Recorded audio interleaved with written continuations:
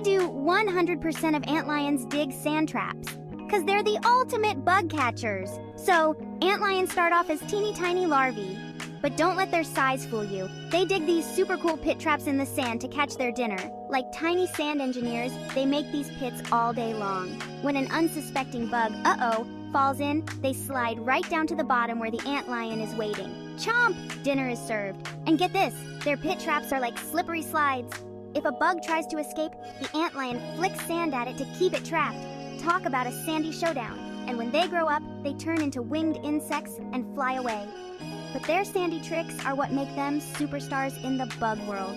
So next time you see a little pit in the sand, remember, an antlion might just be lurking below. Cool, right?